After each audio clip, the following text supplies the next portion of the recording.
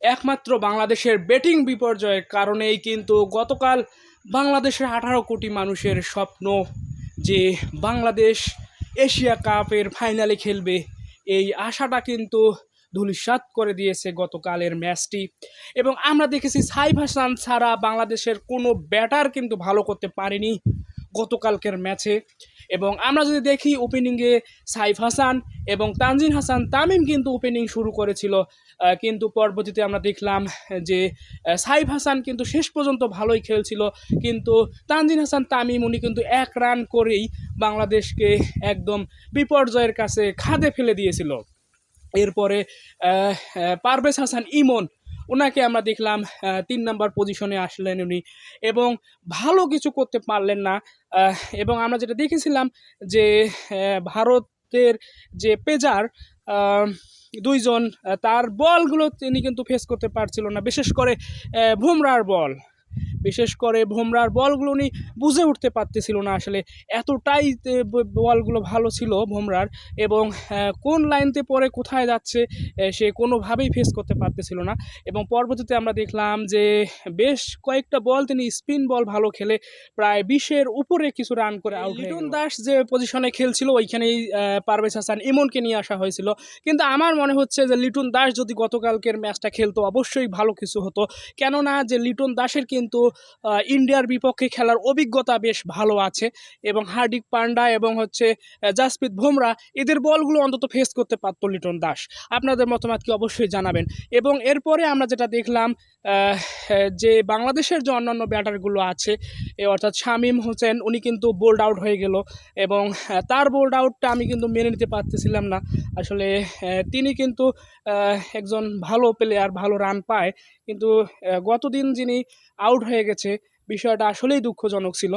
জাকের আলীর রান আউটটা, ওটা আসলে রান আউট একটা হতেই পারে, ওটাকে মেনে নেওয়াই যায়, কিন্তু এর পরবর্তীতে যে ব্যাটারগুলো ছিল তারা কি করলো আসলে।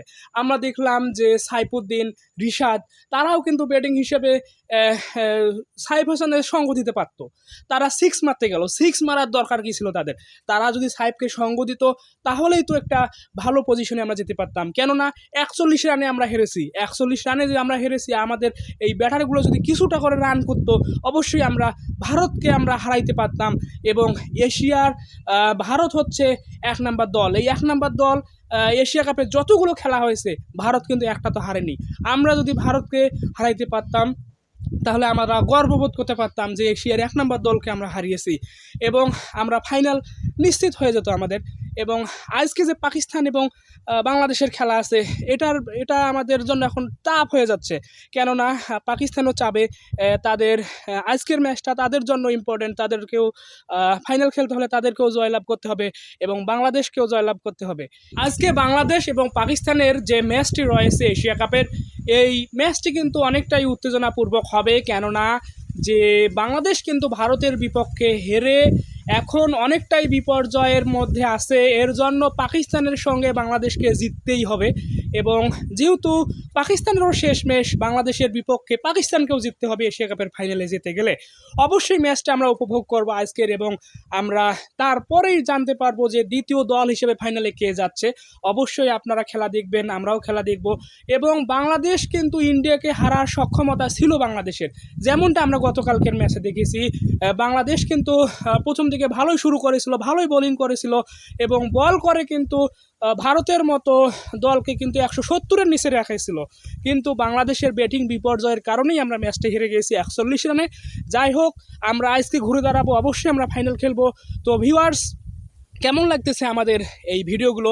যদি ভালো লাগে থেকে অবশ্যই আমাদের ভিডিওতে লাইক করবেন, শেয়ার করবেন, এবং যারা এখনও Sajjad blog from Rangpur YouTube channel subscribe করেনি, সাবস্ক্রাইব করে আমাদের সঙ্গেই থাকবেন। এবং যারা ফেসবুকে আমার ভিডিওটি দেখতেছেন অবশ্যই আমার ফেসবুকটি ফলো করে রাখবেন। ধন্যবাদ সকলকেই।